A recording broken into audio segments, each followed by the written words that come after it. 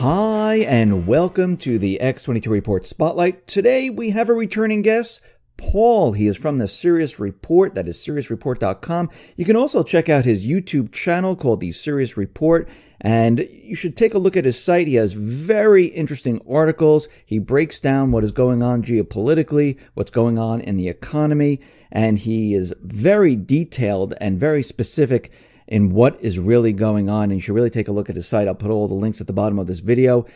Paul, welcome back to the Spotlight.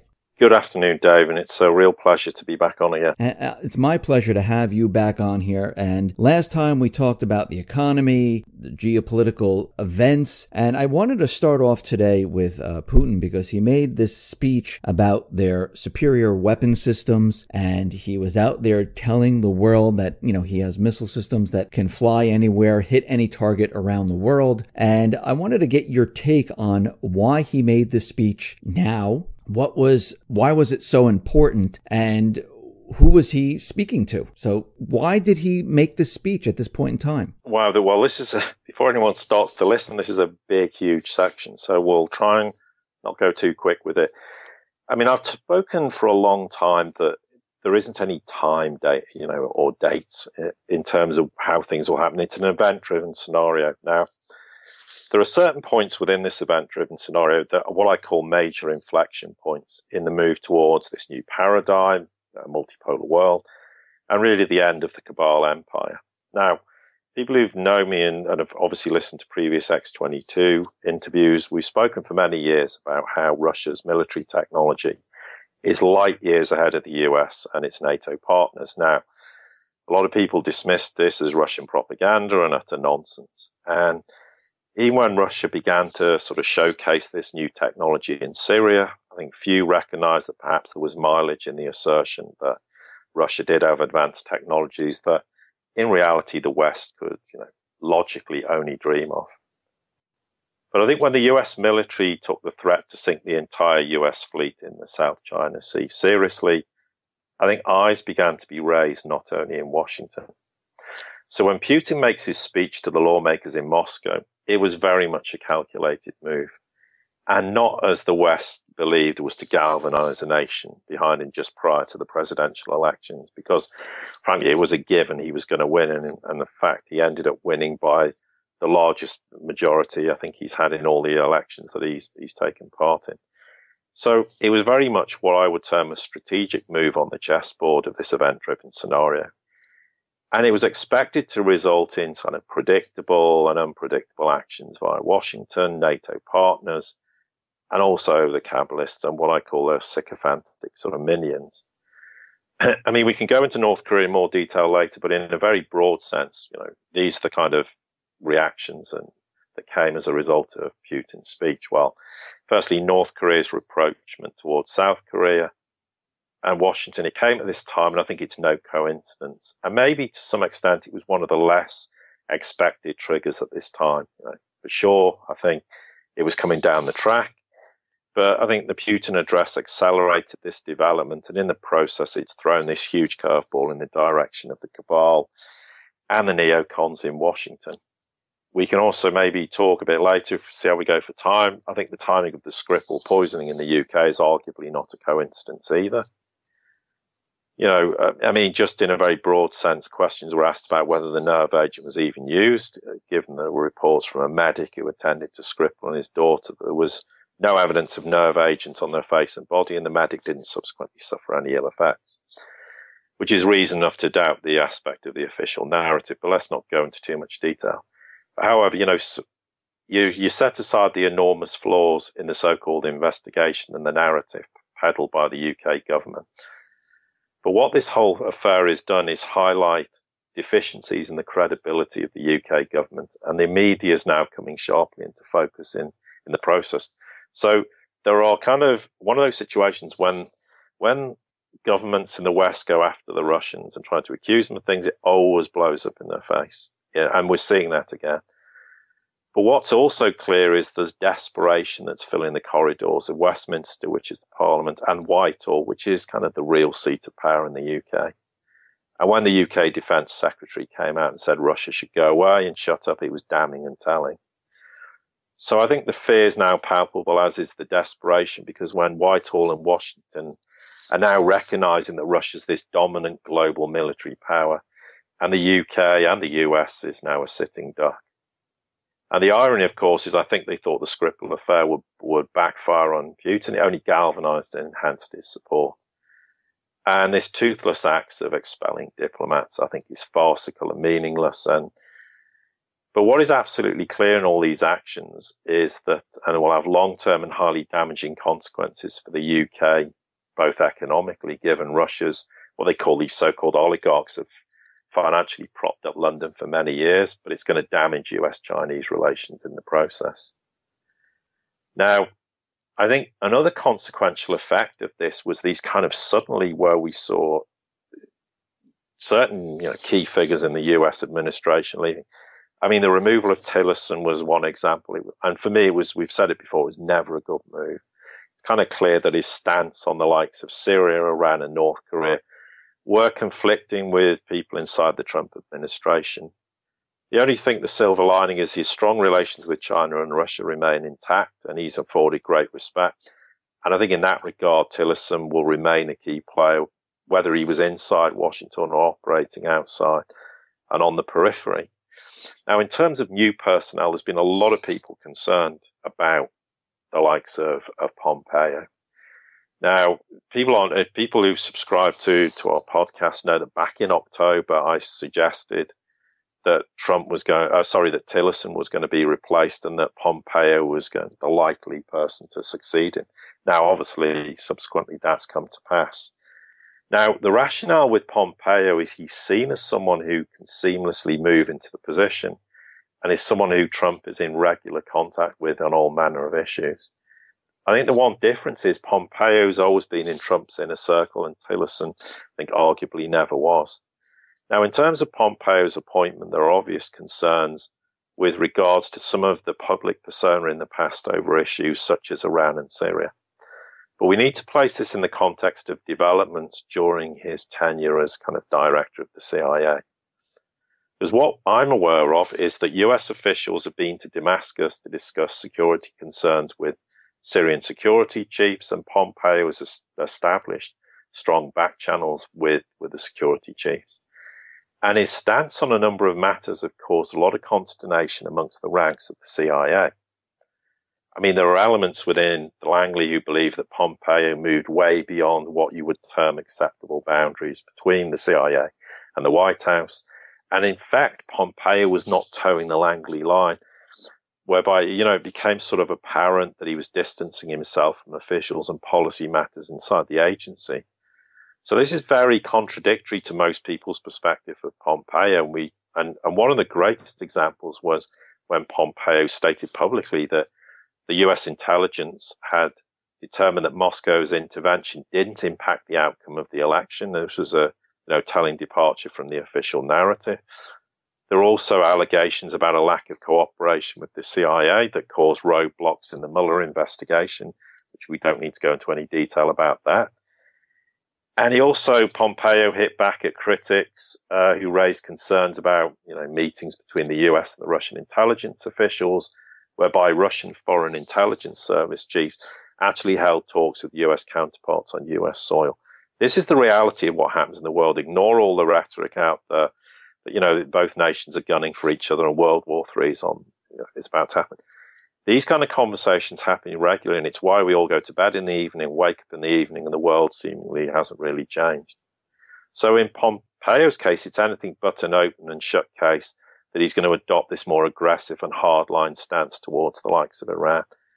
I mean, obviously we'll have to see what happens, but I think there's a plausible argument it's a calculated move by Trump, which will defy expectation and deliver quite surprising results, which will see the cabal's foreign policy further curtailed.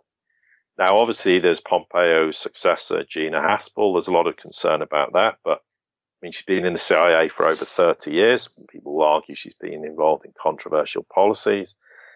And these are naturally on the basis that there are concerns she might seek to implement such policies going forward. The one thing Haspel is throughout her career, whatever people's perspective is that she's regarded as being trustworthy, loyal. She's not disobeyed orders that were given to her. And there's also suggestions that she might just be going to aggressively clean house in the CIA. And that's why she's being promoted, because she has the attributes to not only undertake that task, but also, is trusted to implicitly do so. I think the other thing is John Bolton's another example. There's a lot of people very scared about his perception on Iran and in terms of Syria and North Korea. Equally, I think it's the old adage, it's better to have your friends close and your enemies closer. And I think having John Bolton inside the White House gives them a better perspective of how people such as him are thinking, what they're feeling. And I think there'll be a strong controlling influence over him. But it remains to be seen what happens. And I think certainly if you look at concerns, I understand why people are concerned what might happen in terms of Iran. But I think overall, it seems maybe a bit long-winded to discuss things, but Putin's speech certainly was this seismic event-driven scenario inflection point, which set off a whole chain reaction in the process. And obviously we can talk in more detail about North Korea. We can talk in maybe, if we get time, to talk about aspects of Syria without going into too much detail, but there are some interesting points. And it's certainly changed the whole emphasis in the West. And I think it's definitely been the catalyst for why we've had all this foaming at the mouth over the Skripal case, and why suddenly apparently Russia's responsible for everything and anything. And it just shows the utter desperation and the idea that they're trying to convince people in the West that there's a reality to this. And meanwhile, nations sort of east of Russia, including Russia, are looking at this whole situation going, this is incredible, absolutely incredible that people are thinking this way and actually genuinely believe there's any reality to it. So that's why I think the timing was everything. And also I suspect, one of the big things that it was also as we say, the push for the petro yuan, and we can talk about that in more detail. So there's a whole raft of reasons why, and the timing was because in this scenario, it was time to flip another domino. And certain things were expected to happen, like the petro yuan, other things, maybe accelerated quicker than was anticipated through North Korea. But also, these administration changes, I think, were a catalyst for this as well in terms of the White House. Let's talk about the petro yuan since you mentioned it. Now, China came out and they launched their petro yuan futures. A lot of people are saying that, this is going to go up against the petrodollar. The petrodollar is doomed. And we can see right now there is some type of movement towards moving everything from the West to the East. I mean, if we look at China, they have manufacturing, they have the One Belt, One Road, they have the petro yuan, they basically duplicated the payment system out in China. They've been accumulating a lot of gold in China. I mean, when you look at this and you see what is happening out there, is this coincidence that this is just all happening, or was this planned, and is there a specific reason why the petro yuan has been launched, why China and Russia have been doing everything they've been doing? I mean, what is the game plan here for what is happening out in the East? Yeah, I mean, I think we have to start saying that this is really a truly significant, and I would say arguably the biggest single economic event that's happened since Bretton Woods. And I will go as strongly as that. It's a seismic game changer in the event-driven scenario. However, it's a slow burner. But let's put it in simple terms. Traders will be able to purchase oil in yuan instead of US dollars on the Shanghai exchange. And in the process, it marks a huge turning point at the end of US hegemony, and why effectively I call it a thermonuclear economic warhead aimed at the deep state cabal.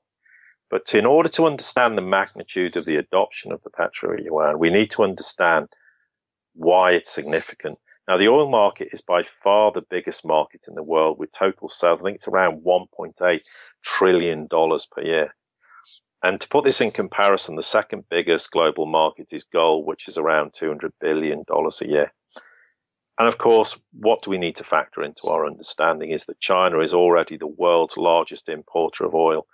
It's around 8.5 million barrels of oil per day, and its consumption is expected to rise by around 10% per year for the foreseeable future. So let's say over the next 5 years or so. Now, what makes the adoption of the petro yuan such an intelligent move is initially China's fully aware that Western traders might be reluctant and not easily influenced to drop the US dollar and accumulate large reserves of the yuan in the process. And that's precisely why they have made the petro yuan directly and easily convertible into gold by what are enormous gold exchanges in Shanghai and Hong Kong. Don't let anyone suggest that's not feasible and possible, because it most certainly will. Now, eventually, what this will mean is that the price of gold and silver, for that matter, will begin to rise as the volumes these trade will generate and preclude kind of the European and US central banks from artificially controlling the gold price, as they've been doing so for decades. And what this means is that whoever holds or trades gold in the coming years stands to make rather large gains, irrespective of whether we have inflationary considerations or any other economics, seismic events. And traders kind of already seeing obvious benefits, but don't expect instant results. But it's truly an incendiary device under Western central banks, and they're powerless to do anything about it. And that's why it is a seismic moment in this event-driven scenario. But to put it in context, they started their futures on Monday, and very quickly it became obvious that it was a highly liquid market initially. It was interesting. We saw Glencore execute Shanghai's first crude deal. We had Swiss-based commodity traders Transfigura and Mercuria, and the US-based Freepoint were early participants. I think what's highly indicative of the future is that Shanghai's turnover challenged Brent volumes during Asian hours, and also I think there was some idea that there's potential for an arbitrage trade with oil markets in the US and Europe. And on the first day, I think there's around 20 million barrels traded. By Wednesday, the volume had increased over 50%. It's around about 60%. Now, what I find kind of amusing about this, there's people in the West saying, this yuan-denominated trading could stall because of all these regulations and rules that, the Shanghai International Energy Exchange wants to implement. But China offers this potential for this highly deep liquid market.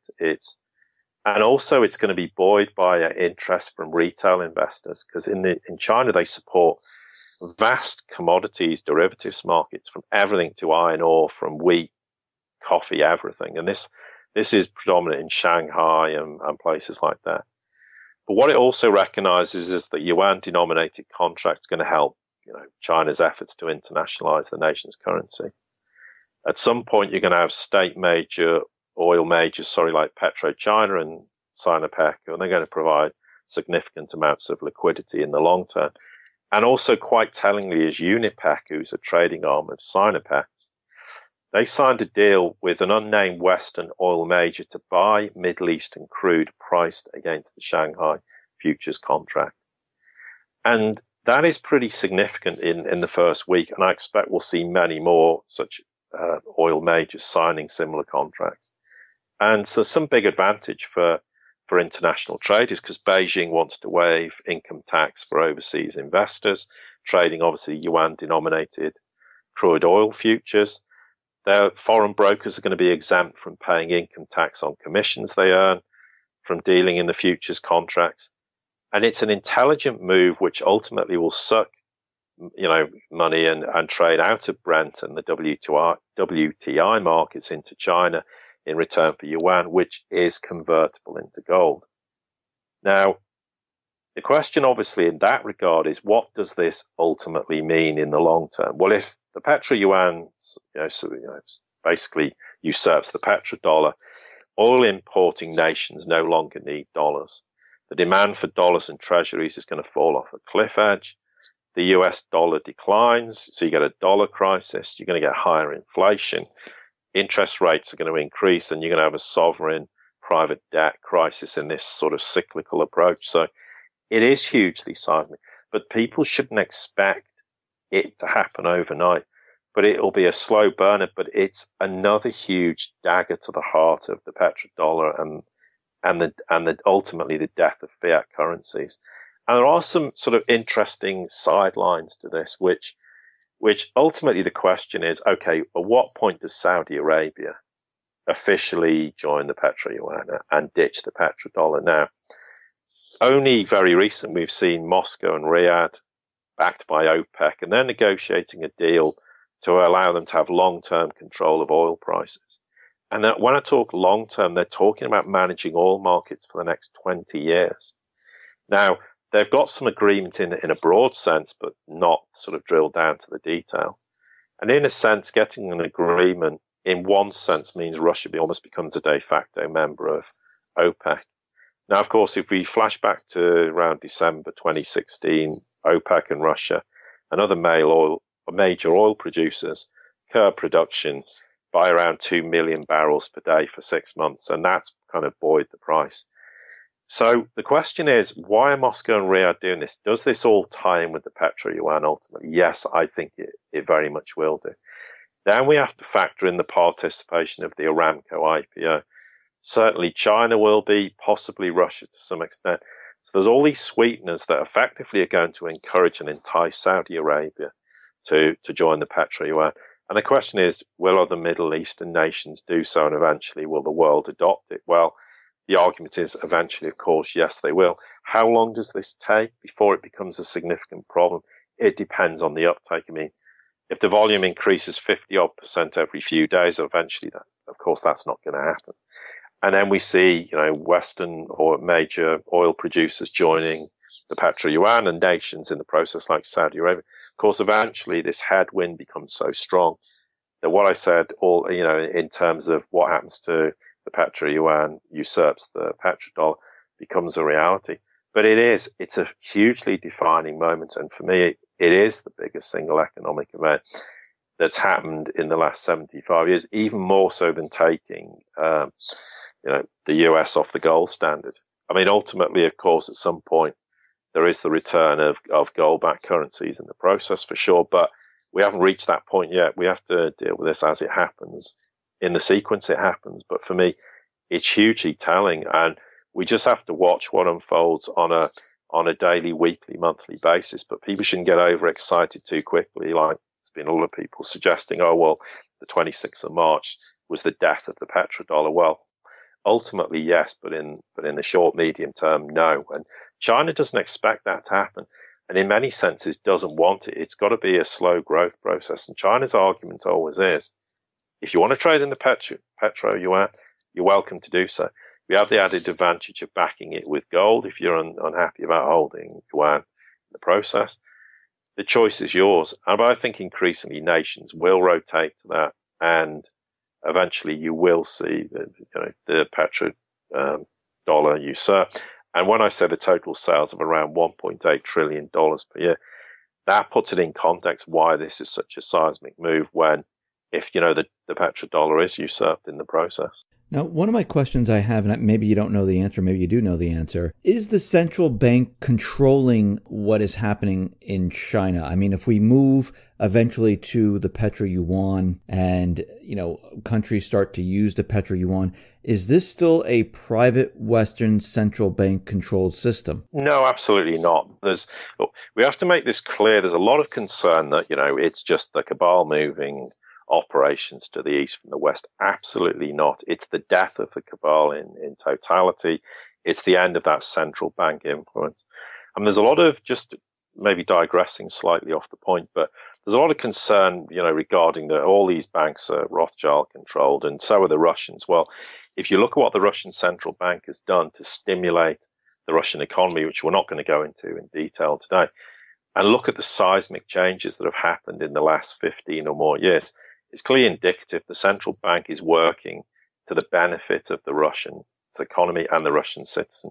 The Chinese economy, likewise, these are not Western-controlled central banks. So absolutely not. It's the death of the Western central banking controlling influence over a myriad of things, not just the gold and silver markets and everything else that people are aware of. So no, it's a very clear distinction in that regard. Now, when everything is, and we were discussing this before the interview, the pre-interview, when everything is starting to move and we're in this transition phase over to the east, and you talked about inflation here as countries drop the petrodollar, what happens here in the United States, in Europe?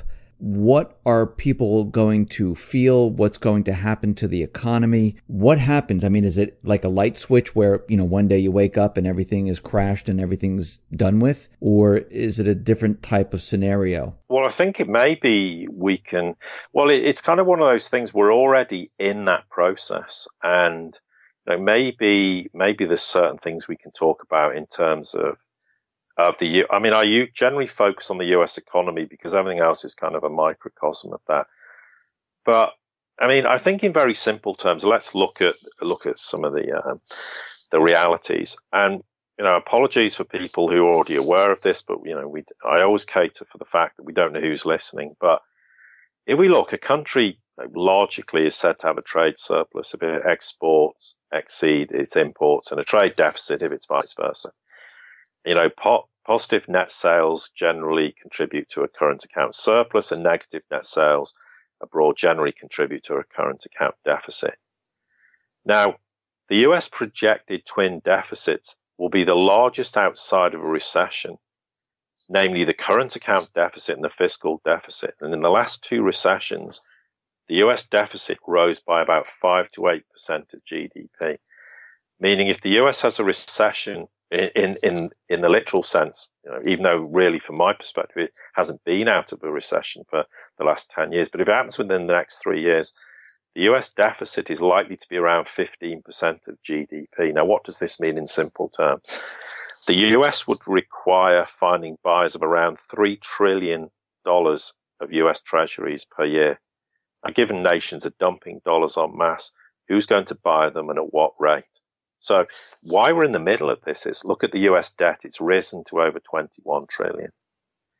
The deficit jumped to around 720 billion, and we're only effectively 5 or 6 months into the financial calendar. The debt to GDP has risen to 105%, and the US is heading for a balance of payments crisis, which is going to culminate in a real debt default via the revaluation of gold in the future. We've seen this week the US has had to effectively sell nearly $300 billion of US debt, and then it's also threatening a trade war with its largest creditor, China, which is quite ridiculous. And this is despite it being the largest debt issuance as well since the 2008 financial crisis. Trump's added around $1 trillion of debt over the last 6 months, and this $1 trillion debt increase has only happened once before, surprisingly at the height of the 2009 global financial crisis. So the US national debt appears to be increasing almost parabolically, and yet the media remains completely silent on this, doesn't seem to be aware of any risks it posed to the dollar, financial markets, and the US and global economy. We also have to take note of the significance of the rising yield of the 10-year US Treasury. Never mind the underlying economic carnage. But, if the 10-year US Treasury yield was to rise to 4% in the next 6 months or so, that's going to massively impact the US stock market, which will cause a fall maybe 30-40%. And that will result in this further sharp slowing of the US economy. And bear in mind that in reality as well, the US economy, as I said, has been in permanent recession since 2008. I think official figures inflate the true value of GDP by as much as 5% per year. Now, the 10-year US Treasury yield rose to 2.95% lately, which is the highest level since, I think it was around January 2014. And it's close to this 3% where there's an anticipation that fireworks might commence. Now, the issue is, I think there's going to be some resistance at this kind of 3% level until, short-term yields on, say, the 2-year, which will then require the 10-year yield to rise further to attract more buyers. However, it's going to happen, and it's going to happen soon and sharper than perhaps people imagine. And in the long term, the Treasury market faces a serious challenge because you're going to have this flood of Treasury securities being issued to fund these ballooning deficits, assuming anyone wants to buy them. And that's a separate matter. And in the process, we can expect further large dumpings of US treasuries by existing holders, and the derivative machinery is going to come under further strain. So effectively, the writing's already on the wall, and there's nothing that can be done to stop this inevitable implosion. This is not sensationalism. This is reality. And I think then we have to factor in LIBOR rates. 3-month, US dollar LIBOR has risen for 37 straight days now. That's the longest consecutive streak of rises since 2005. So it even surpasses what happened during, the financial crisis in 2008. If anyone's not sure what LIBOR means, it's the London Interbank Offered Rate, and it's the average of interest rates estimated by leading banks in London that would be charged if it were to borrow from other banks. Now, the 3-month US dollar LIBOR interest rate, obviously in that respect, is the rate at which banks in London are prepared to lend to one another in US dollars with a maturity of 3 months.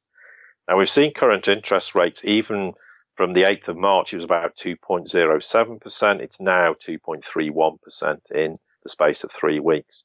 Now, why is this a major problem?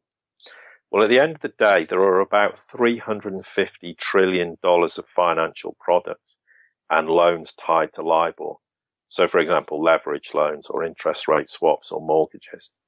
So rising funding cost is going to cause utter mayhem in the markets. Now, what are the causes of this? I think there's uncertainty in US monetary policy. You've got elevated credit risk with credit default swaps at banks. I think you've got demand for funds for preparation for market stress. And clearly within the banking system, there's huge dollar liquidity issues, which seems to be only getting worse and worse.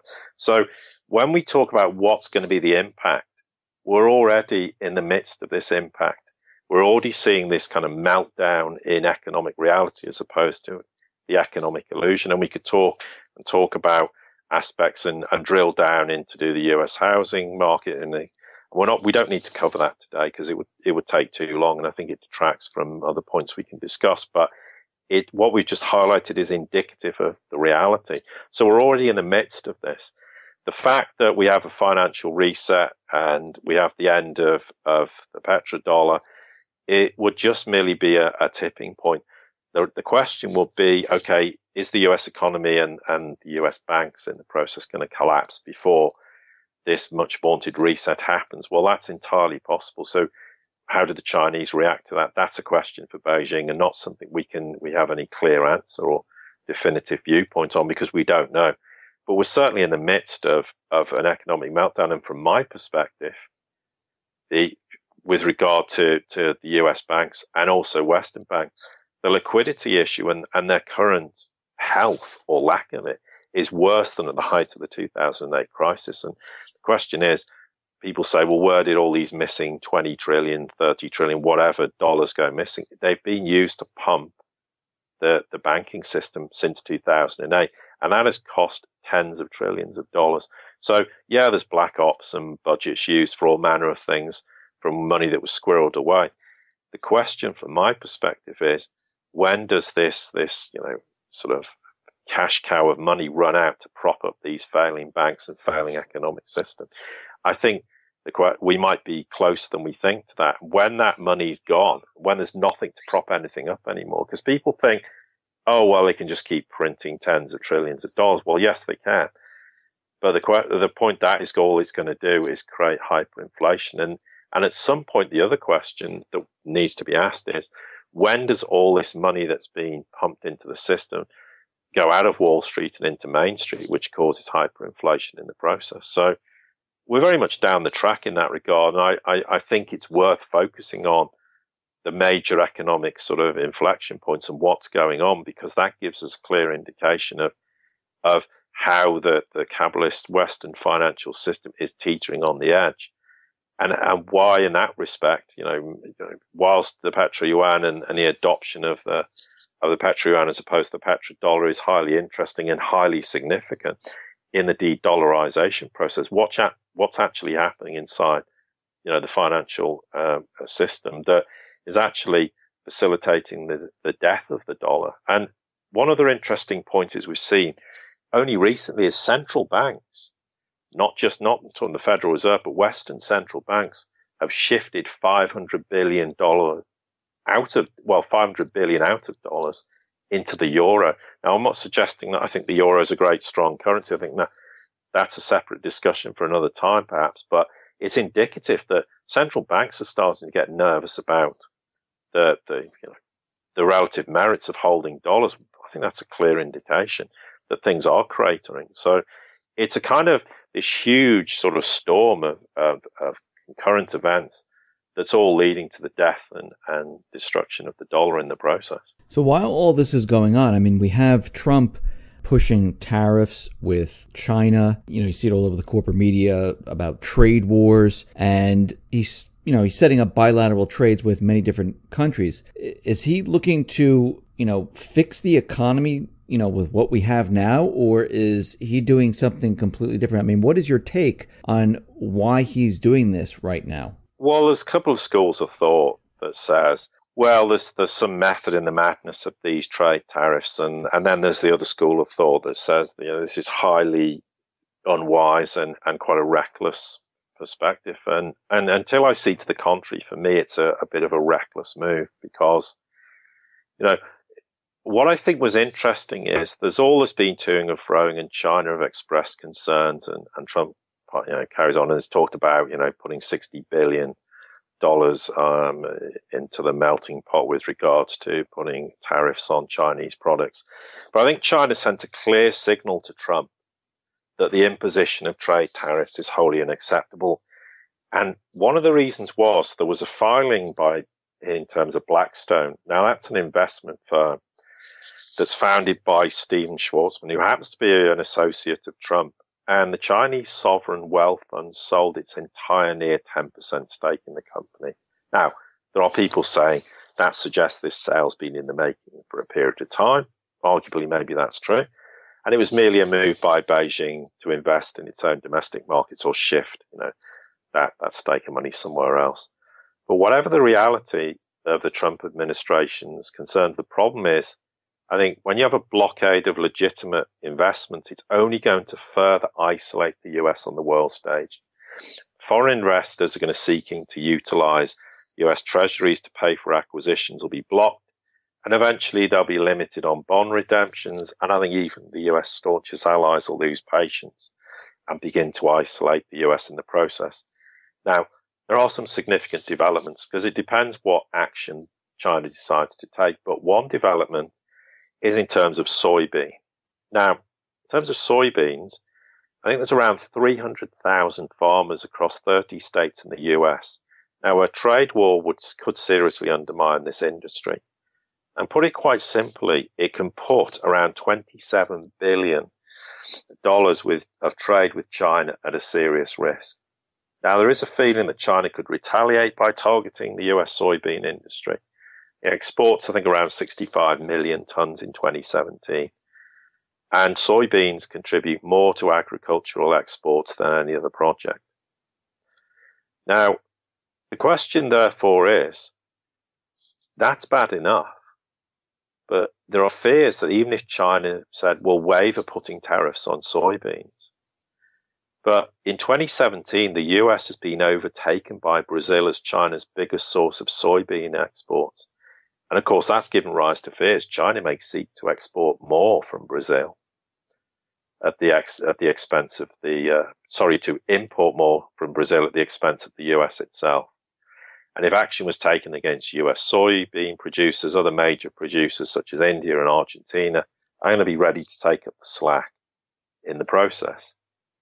And I think the fact that the Beijing Foreign Ministry has explicitly stated that China will take retaliatory measures against the United States in the event of new tariffs imposed on China products suggest, that, and also that they're firmly opposed to any unilateral protectionist measures in trade.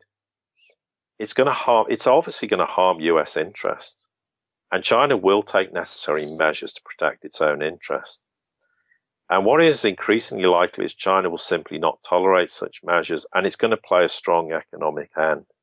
And when we talk, about this event-driven scenario, we may have just seen a point where there might be a major acceleration in Beijing deciding to press this much vaunted reset button. I really think it has the potential for that. China still wants to sit down and mediate the problem and resolve it. So there's willing on the Chinese side to do this. If that's not food and enough sort of food for thought, what happens that Washington may want to give consideration to the fact that China may well just pull the plug on those $250 billion of MOUs that they signed with when obviously Xi went to Florida to meet Trump. Now that could contribute significantly to the US economy in a negative or a positive way. They may just dump a huge slice of US treasuries.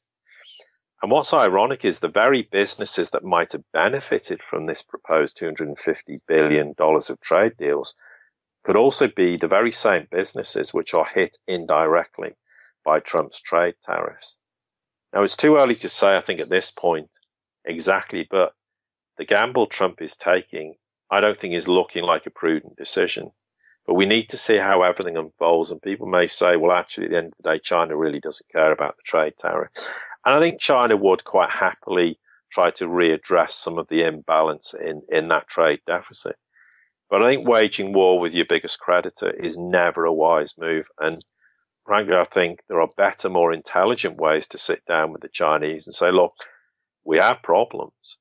We recognize there's this imbalance. What can we do to address it? But also the other question comes about is the thorny subject of, well, Trump was all, in his election campaign for reinvigorating, the US internal market and having this huge infrastructure spend, which he said was $1 trillion, which is probably more like 4 or 5.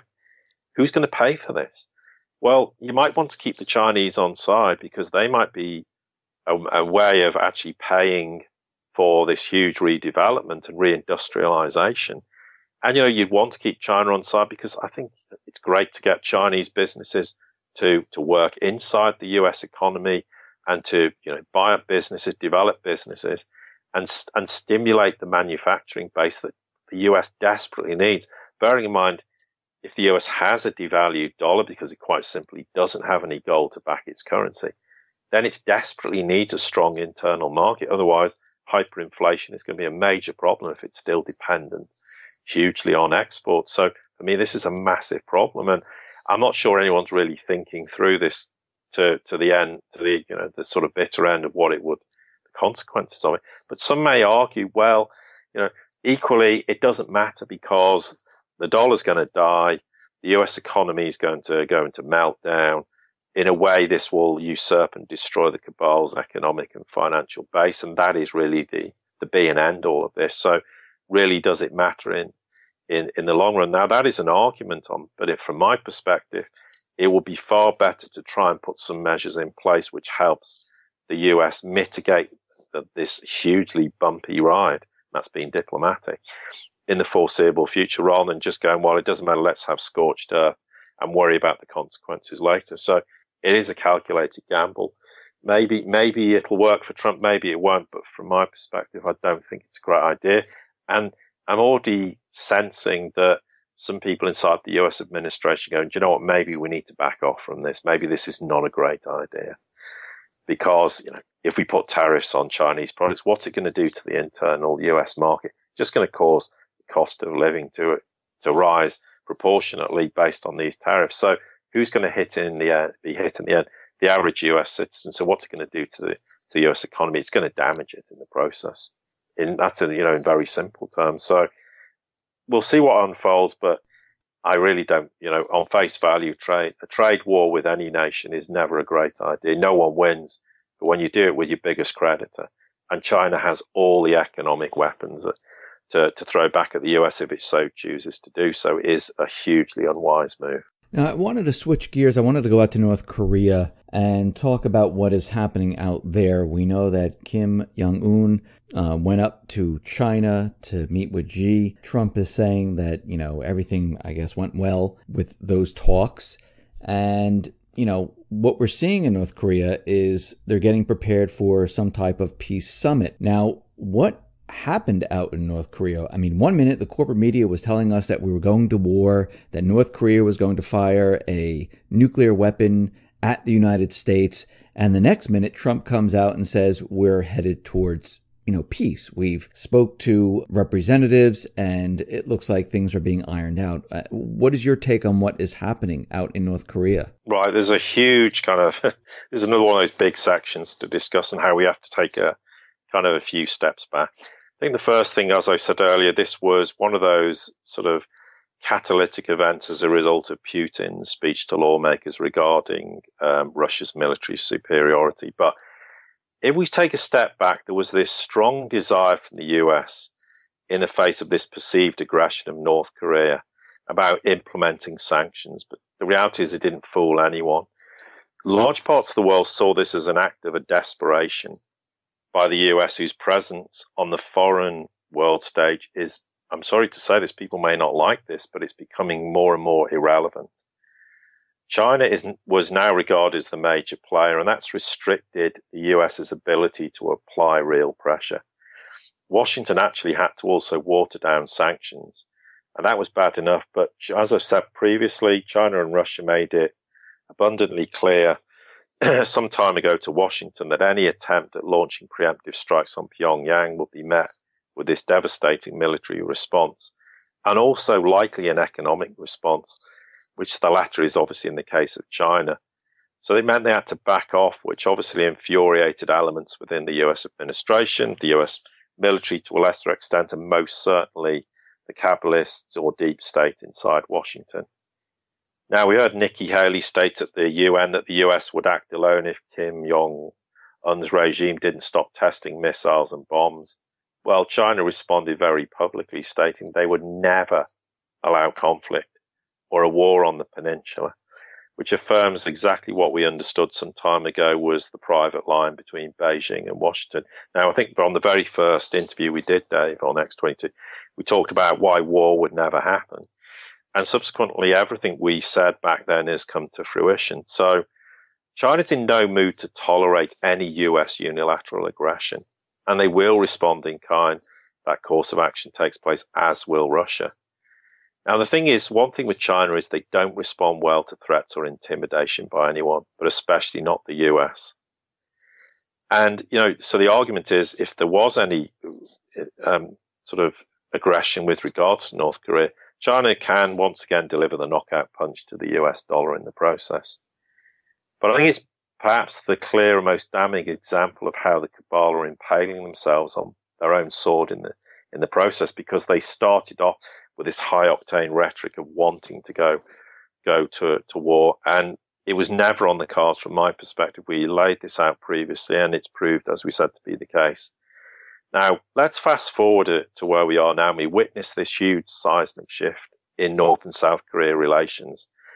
And it's something we also forecasted would happen, where many of us suggested the war was the only option. And obviously, the South Korean president, Moon Jae-in, he sent a presidential delegation to Pyongyang, and where senior officials from Seoul met with Kim Jong-un. This is going back a few weeks ago, and other major North Korean politicians.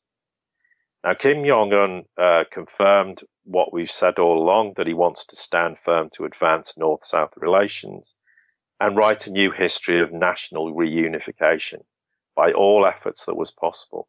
Now, this is another thing we talked about, reunification. People said this is impossible.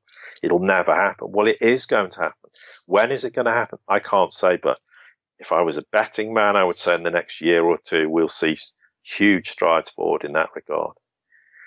And now, the other thing I think that's worth mentioning is there was this idea that Kim Jong-un was approaching this from a position of weakness. And despite all the rhetoric to the contrary and suggesting it is weakness, North Korea approached the South from a position of renewed military strength.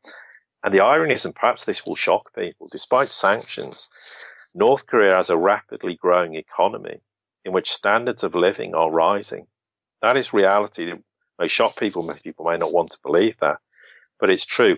And it's precisely why North Korea conducted tests in recent months with missile and nuclear tests, because it laid the foundations for them to approach the South with a realistic chance of succeeding in reunification and peace talks.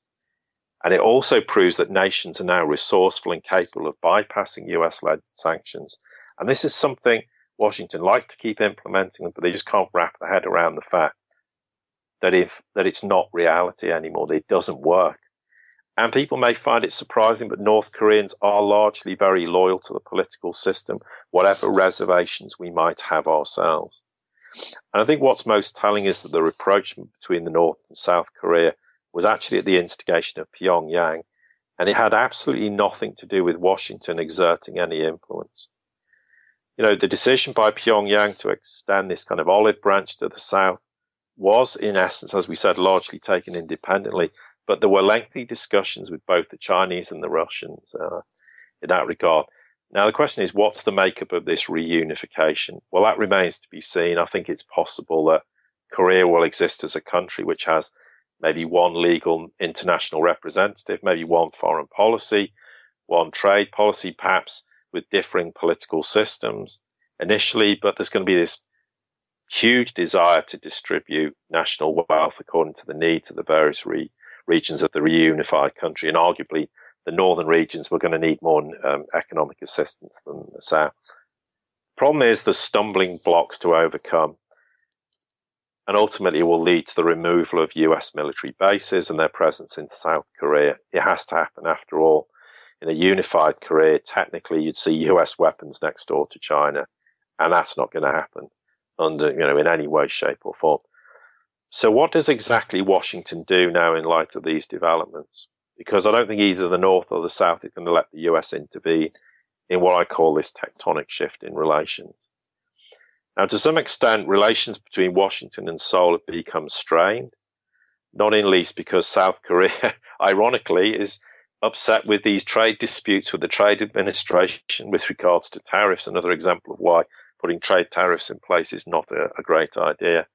I think there's no doubt South Korea is more advanced in terms of wanting to embrace the multipolar world than many might believe. But I think a really telling point was when Pyongyang officials stated that they would not need a nuclear deterrent if it had international security guarantees, and that North Korea is happy to freeze missile and nuclear tests during the course of future talks with, yes, none other than the United States. And what was very telling is we've had from all sorts of myriads of Western media sources about what an idiot and Kim Jong-un is. Well, remember when Putin was correct, I think, in asserting that Kim Jong-un was indeed intelligent, because his brinkmanship, his diplomacy and olive branches extended to the south meant effectively he'd thrown this huge curveball into the US neocon court, and he exposed their rhetoric and true intentions, because the argument's always been from the sort of cabal deep state angle that whilst the US or those elements were claimed they sought peace, they've done everything to impose conditions that made this impossible. And in essence, the US desire to preserve the North Korean bogeyman is to justify arms sales to South Korea, as we said in our first interview, and antagonize China and Russia in the region. But now it's got a four-pronged assault via Russia, China, South Korea and North Korea, and to some extent even now Japan. So the US is going to have to make some serious concessions, or what are they going to do? Continue with this ridiculously false narrative that will continue to present North Korea as a rogue state who has no desire to seek peace and reconciliation with its neighbors? Well, recent developments prove that's a nonsense. And they've, in essence, Pyongyang's gone out of its way, I think, beyond the call of duty. And in the process, Kim Jong-un has proved to be a grandmaster chess player. And rather like Iran, the threat of nuclear technology was nothing more than a ruse to get others to the negotiating table. Why? Because it was a view to isolate the US's position in the region. It's exactly what Iran did. It's exactly what North Korea did. So the question is, what's going to happen in the upcoming summit between Kim Jong-un and Trump? How exactly is Washington going to respond? Well, I think certainly the eyes of the world are going to be upon them. I think there's no doubt they're going to attempt to sell this as a soft power victory and that they brought North Korea to heel. Well, that is absolutely not the case. The reality is the US were told, as we said, that a military option was never on the cards by both China and Russia. And we said this back in August on the first X-22 interview. But ultimately, of course, the unification of two Koreas is the end of the capitalist influence in the region, and yet another huge hammer blow to their failed aspirations for the world. I mean, I don't want to get into too much detail about the recent meeting between Xi and obviously Kim Jong-un, because it's something I'm covering off for our podcast subscribers in great detail, and it'd be very unfair to put that out on the X22 before I've even discussed it with Dan. It is a hugely seismic moment. There are a lot of geopolitical reasons for it. The timing, as ever, is extremely prescient, and it's certainly ultimately designed to put a huge amount of pressure on the US to come to heel with regards to North Korea, and to realize that the days of having any military presence there are rapidly running out. And they're going to have to play ball, because if North Korea and South Korea are, the Japanese are starting to come round, the Russian and the Chinese have been supportive, the US can't be seen to continue with the old rhetoric. And because it just simply won't wash in the world anymore. I think there's talk that perhaps Trump might want to postpone the meeting with Kim Jong-un because the US has lost a lot of effectively face with regards to North Korea, because they came out with all guns blazing, in inverted commas, with regards to North Korea a long time ago, made a lot of threatening overtures. And all of a sudden, the US is now having to sit back and go, well, we're actually going to have to entertain now having a meeting with Kim Jong-un. He's not the idiot we portrayed to the world. And he's going to come along with a very sensible, balanced viewpoint as to why he, what proposed to do nuclear testing and missile testing. It was because of the threat he felt that the US posed. But I think the one thing that is extremely interesting is the first time Kim Jong-un has left North Korea. What that says to me is, despite efforts to implement regime change, it's pretty obvious he was confident to leave the country, knowing that when he went back 3 days later, he would still be the leader. That suggests that infiltration inside the Korean government doesn't exist, in the North Korean government, which there was a lot of reports that, in fact, there was infiltration and there was attempts to implement regime change. That's simply off the table. So there's upcoming summits between North and South Korea. There's one proposed between North Korea and Japan, and of course, sandwiched in between is this much vaunted meeting between Trump and Kim Jong-un. I think it'd be fascinating. We'll see what the outcome is. But I think it's going to be quite a humbling experience for Trump and for the US administration. And because in essence, if he does everything they say they want him to do, we want you to denuclearize, and he does, and he plays ball with them. In the process, they get the reunification. What can the US do? They've got nothing to leverage at it. That's where he's been intelligent, and that's why everything that North Korea's done and Kim Jong-un's done in the last year or so is highly intelligent, and it was really just taking a page out of the Russian playbook in terms of moving, chess pieces around the board, and they forced the issue, which is going to work to their advantage. It resolves a major problem in the Korean Peninsula in terms of the risk and war at one point. The irony is people talked about war, and I said this back in August. The big risk of war was around about a year ago, when there was a serious risk. It could have escalated and blown out of all proportion. After that went away, and that was the beginning of this big, huge change in mentality and attitude to how we resolve the North Korean question. And it's early days yet, but I'm very optimistic that the risks are behind us and we can move forward and see a peaceful resolution to Korea. And I do expect Korean unification within probably a year or two's time, which some people say, well, that's way too quick. But it's entirely possible. I mean, East and West Germany reunified. It doesn't mean you've resolved the problems overnight. There is going to be a transition and a kind of recalibration and stabilizing period in time. But I think essentially the nuts and bolts, in a very broad sense, will be completed within that time frame. But it remains to be seen. But the ultimate thing is it's a big, huge hammer blow and a total failure for the cabal deep state. And that's, for me, is one of the most encouraging developments, because North Korea clearly is a huge flashpoint, or was, as we said, 12 months ago, and going back for years prior to that. So the cabal, they've lost out with North Korea. I mean, they tried to do something there, and probably they tried to bring us to war. The same thing in Syria. It looks like Russia and Syria, they have complete control of the country, and they're sweeping through the country, getting rid of the Islamic State, getting rid of al-Nusra, getting rid of al-Qaeda. The funding from Trump has stopped to the moderate rebels. The funding for the Kurds has been discontinued. And do you see the same thing happening out in Syria, where, the deep state was embedded. They were pushing to remove Assad. And now the table has turned and basically they're on the losing end, just like in North Korea. Do you think there's going to be a time where the troops, that are in Syria and also the troops that are in Iraq, they're going to be leaving that area? Yeah, I think ultimately they will. We spent, and I was against it from the beginning. They try and say, well, maybe not. I was against it from the beginning. And by the way, we're knocking the hell out of ISIS. We'll be coming out of Syria like very soon. Let the other people take care of it now. Very soon. Very soon we're coming out. We're going to have 100% of the caliphate, as they call it, sometimes referred to as land. We're taking it all back quickly. But we're going to be coming out of there real soon. Going to get back to our country, where we belong, where we want to be. But just think of it. We spent, as of 3 months ago, $7 trillion, not billion, not million, 7 trillion with a T. Nobody ever heard of the word trillion until 10 years ago. We spent $7 trillion in the Middle East. We'd build a school, they'd blow it up. We'd build it again, they'd blow it up. We'd build it again.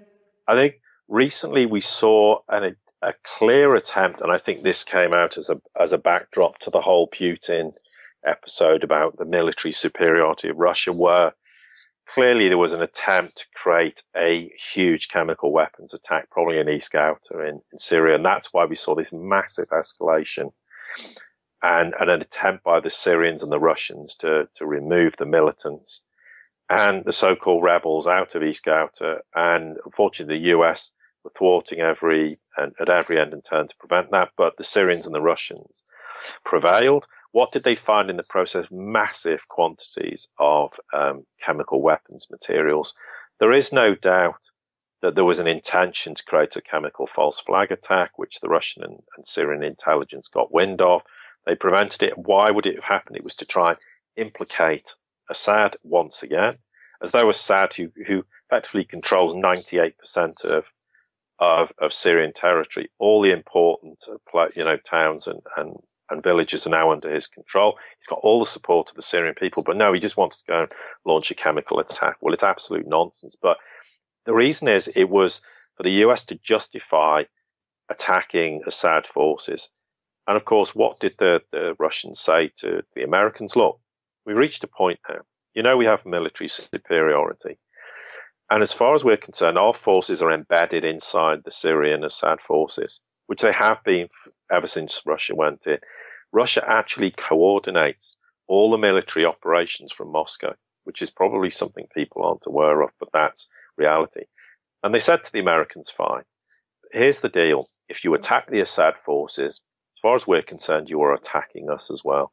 And we are not going to tolerate that. We will take retaliatory action, as they said to the Americans in North Korea.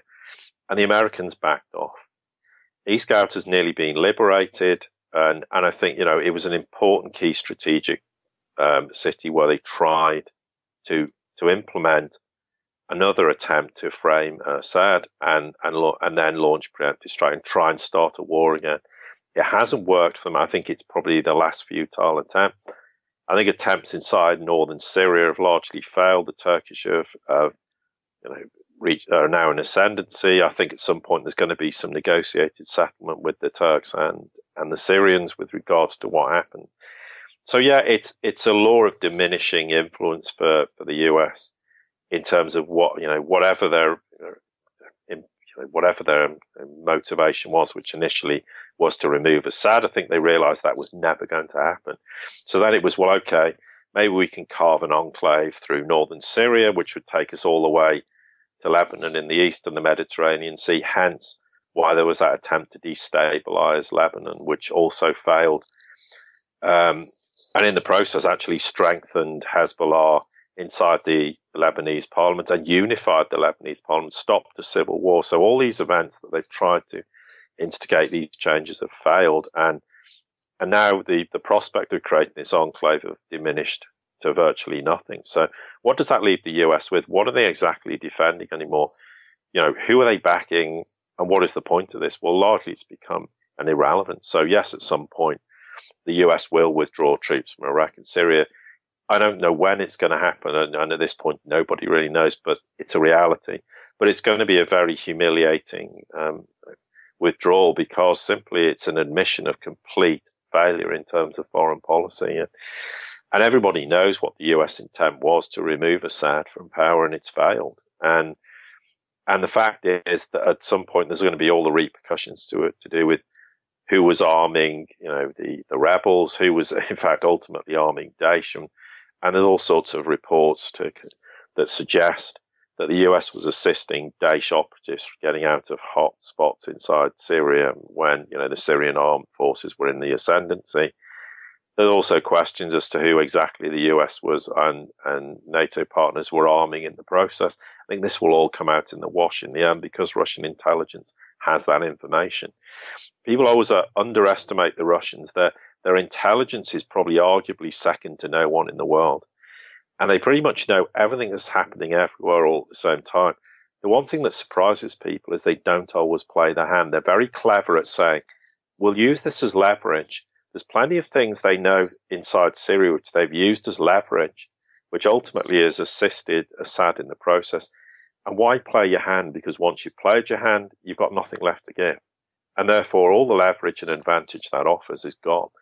So that's why they don't do it. There's no point in playing the hand. But periodically they will do. But Putin's speech, and we come back to this, to the lawmakers in Moscow about military superiority, was effectively their red line. They were drawing a line under everything, saying we are no longer going to tolerate, US interference inside Syria. We're not going to tolerate it in North Korea. And I think it's worth mentioning also Iran again, because Iran always keeps figuring. We know the Trump administration is looking to exit the JCPOA, the nuclear agreement. There's talk they want to implement more sanctions on them. There's certain concerns with regards to the likes of Bolton coming on, because he's always been very anti-Iran, and people believe, well, there's a risk of war happening with the Iranians. From my perspective, absolutely not. It would be a suicide mission for any nation that attempted to go to a war with Iran, be it Israel, be it Saudi Arabia, or the US, or a combination. Any of these new nations who do it, it will be effectively a Waterloo moment for them. And it will have serious blowback consequences. Do I think there's a risk of trying to overthrow Tehran government again? Yes, I think that's a possibility. We saw it happen earlier this year, and it fizzled out pretty quickly. Doesn't mean it won't be tried again. I think there is a desire to do so. I think there is a backdrop where there is definitely a need for some internal reform in Iran. I think the Tehran government recognizes this, and there's a need to do it. And that's basically how they're trying to fuel what I would term definitely a Western-backed attempt to overthrow Tehran. I think there's a risk that could happen, or an attempt to do it. But if they do, it will get very ugly, but it will be ugly for whoever's involved in it. So if the US has got any sense, they're going to walk away from this and not get involved in a conflict with Iran. It remains to be seen what happens, and we have to wait what Bolton's influence may or may not be with regards to Iran, what potentially Saudi Arabia may want to do with regards to Iran. There's sort of rumblings that there's people within inside the House of Saudi who are keen to affect the regime change there. I don't know whether that's reality or not. And then, of course, Israel's always grumbling about the fact of the nuclear deal and sanctioning the Iranians, but they never go as far as ever wanting to get in direct conflict, because the truth is, anyone who goes to war with Iran, it would be absolute insanity. And there's two other big reasons why this is the case. Russia has their back militarily, China has their back economically.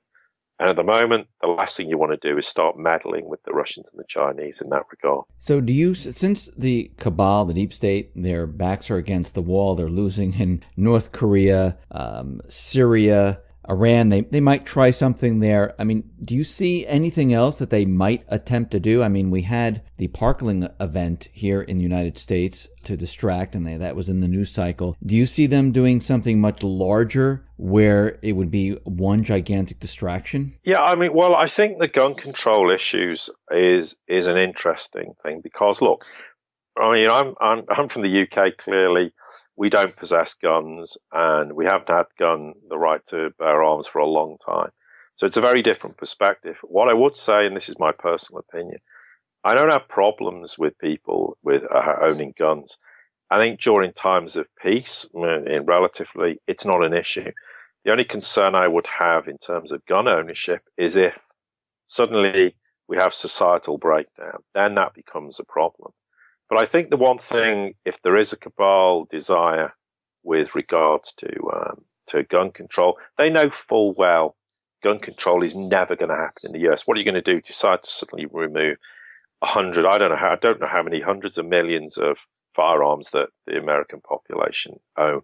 That is never going to happen. What they're trying to do is use gun control as a way of dividing and conquering the American people. And there's unfortunately people in the alternative media who are fueling this as a left and right issue. It isn't. It is just a divisive measure by the cabal to try and divide and conquer the American people, because they know in reality they can't enforce gun control. It won't happen. But if they can divide and conquer the American people, that is what the whole aim is. That's what the political system tries to do when it's an illusion. Democrats and the Republicans, it's changed with Trump in as the president. But prior to that, they were no different. It's just an illusion. It's a way to engage people, frustrate them, upset them, and divide them. And that's exactly what the push is in terms of gun control in the US. It's not a reality. Now, are the risks? There's always this idea of, is there a risk of false flag attacks happening? Yeah, there is a risk they're going to happen. But from my perspective, every time something now happens in the US, it's just waking more and more people up to the reality of what is going on. The narrative falls apart very quickly.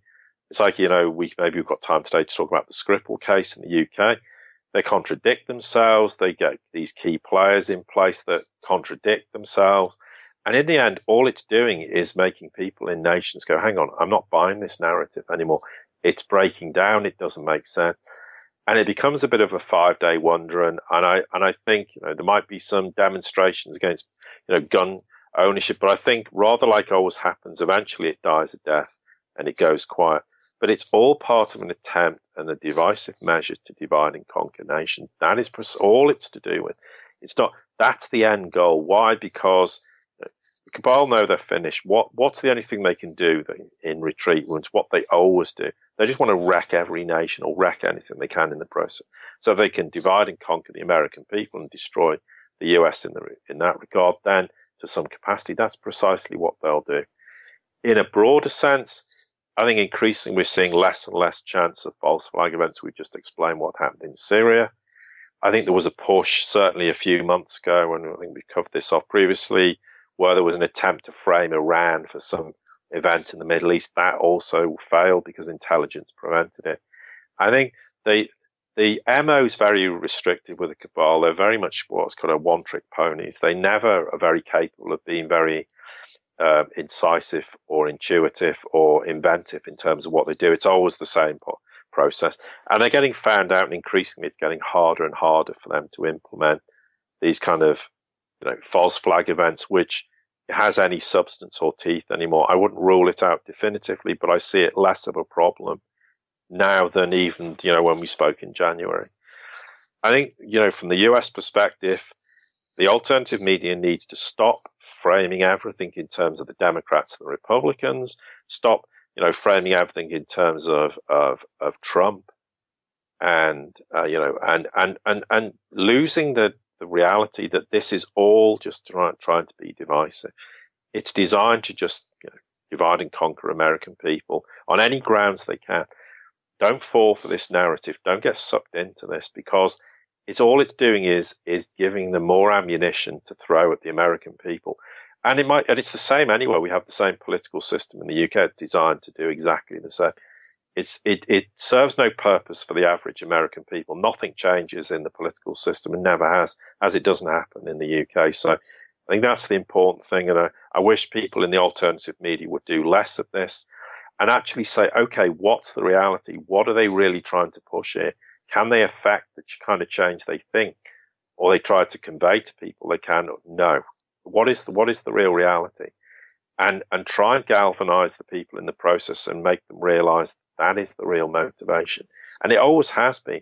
Because the one thing the cabal they can never win if a nation is galvanized and in the process of saying, no, we're not going to tolerate this anymore, we're going to have a united front with regards to matters, it's the one thing that they will recoil, and it terrifies them.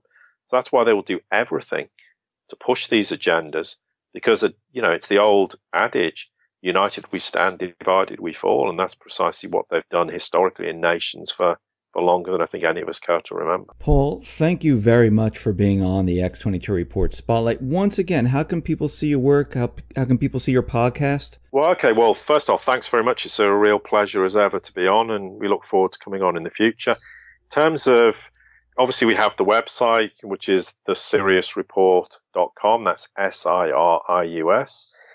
In terms of the podcast subscription, if you go, there's a link on the front page. It costs $4.75 a month. You get you do get 5 podcasts equivalent a week. They're roughly 10 to 15 minutes each, and they are very densely packed information. There's no waffle in it. It's very much the point. It's intelligence. It's analysis. I mean, it's basically what we've covered today is a very small proportion of what we cover in terms of the podcast. It covers everything globally. It's geopolitical, it's financial, and it's to give people an insight into what exactly is going on. And our track record speaks for itself. We get a lot of forecasts correct. We have a very good understanding of what is going on geopolitically, financially, and what's happening in the world. And we love people to subscribe. We make it very cheap because we believe we want to get a lot of people in to subscribe rather than making it more expensive and reducing the audience. And it helps us because it gives us, the opportunity to develop what we're doing. We're not trying to make a huge fortune out of it, but that's not the point. But we do need to, increase our subscription base, of course. We tried to do things in other ways and we just couldn't do it with YouTube. They just blocked us immediately and we weren't able to do that. So that's why we went through the subscription route. But we really would, appreciate people subscribing, and we thank everyone who has subscribed. We get a lot of positive feedback, and we enjoy doing it. We've got over nearly 380 podcasts now. I said to you, Dave, before we came on, it's equivalent. Now we estimate, based on the time, around 700,000 page novels. That's how much information is in. And if you really want to, you can access every single podcast from the first one to the last one. We have actually had odd people who've done that, which sounds incredible, but they did go back and listen to all of them. But we have the website, of course, where we could put a lot of free material. There's well over 100 articles on there. And we have the Twitter page at the Sirius Report, and there's a Facebook group. We don't use that to a huge extent. Never mind recent developments with Facebook aside. But yeah, and we just thank you, Dave, for getting us on the X22. It's always a pleasure, and it's great to be on again. Yes, thank you for being on here. I really appreciate you taking the time and telling us, what's been happening financially and geopolitically. Thank you very much once again for being on the Spotlight. I appreciate it. Yeah, thanks, Dave.